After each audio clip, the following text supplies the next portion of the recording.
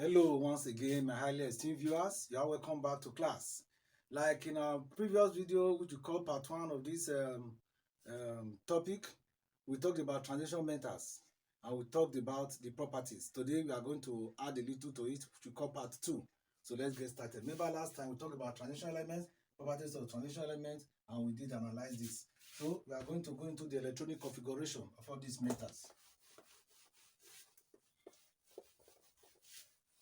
So the topic still remains transition element. This time around, we are going to analyze the properties and some of the areas that have been confusing some of you, which you said I should analyze, what I want to go into. So let's get started. The first one, remember we said the first transition element start from 21, which is scandium, and then the zinc. We said it in previous video. Now look how it goes. The first one is scandium.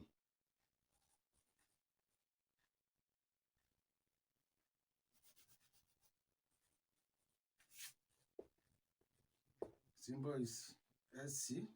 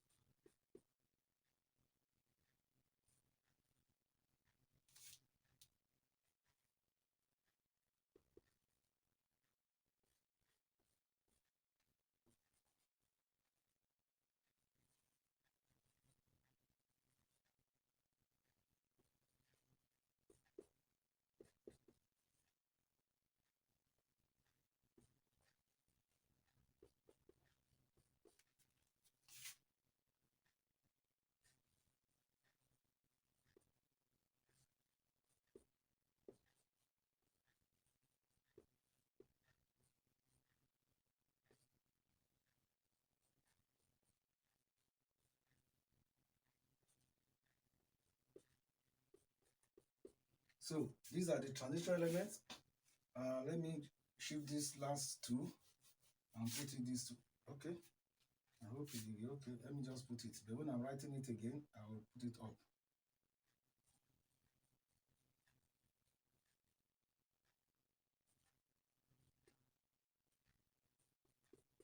So this is 21, 22, 23, 24, 25, 26, 27, 28, 29, 30. So these are the transition elements we are talking about. Now, how does their electronic configuration look like? We have the first one, 1s2, 2s2, 2p6, 3s2, 3p6, 3d1, 4s2. This is 10, 20, 21. Wait. Yes. 10, 20, 21. The second one, 1s2, 2s2, 2p6, 3s2, 3p6, 3d2, 4s2.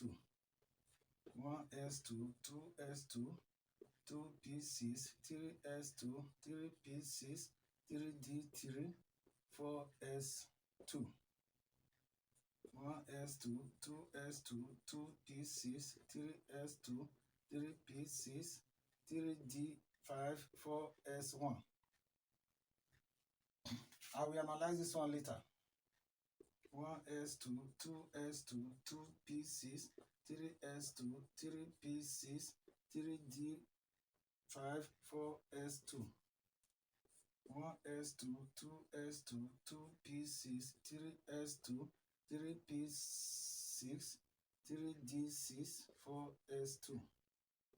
1s2, 2s2, 2p6, 3s2, 3p6, 3d7, 4s2.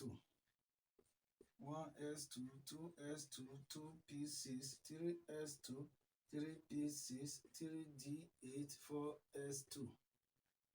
1s2, 2s2, 2p6, 3s2, 3p6, 3d10, 4s1. And lastly, I will still analyze this one later. 1s2, 2s2, 2p6, 3s2, 3p6, 3d10, 4s2. So, for those of you that are just starting, you just have to know it this way. But for higher class, SS3 and so on and so forth, you have to know it properly. So, like this is the sequence. This is how you fill the first transition element. And this is where it ends your O-level syllabus. So, you can see that this one, the first one, number 24, which is chromium, it has 3d5, 4s1. So, let's explain that. Since you already seen this top, I can delete it. Good. You have this 3d5. Remember, you have d orbital like this. 1, 2, 3, 4, 5. And this one is 4s2. This is 3d, 4s.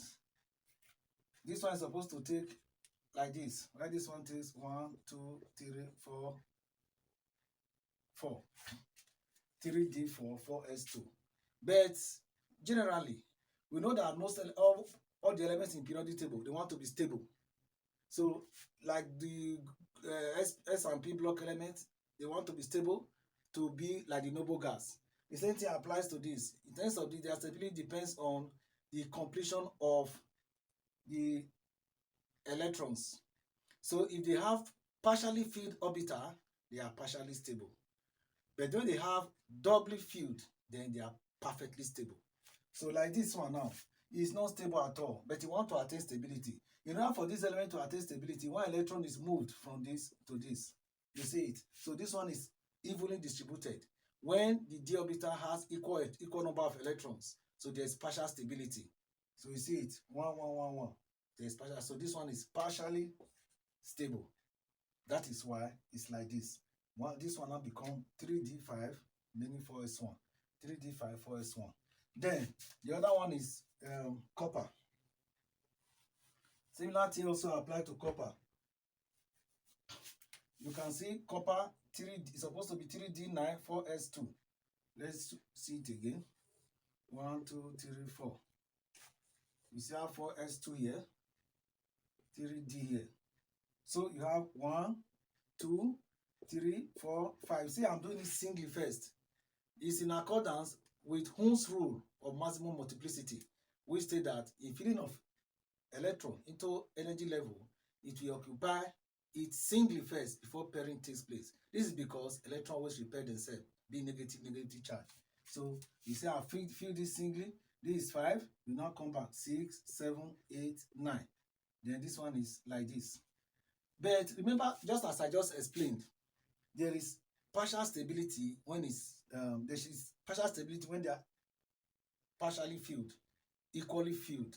If it is 1, 1, 1, 1, it's partially stable.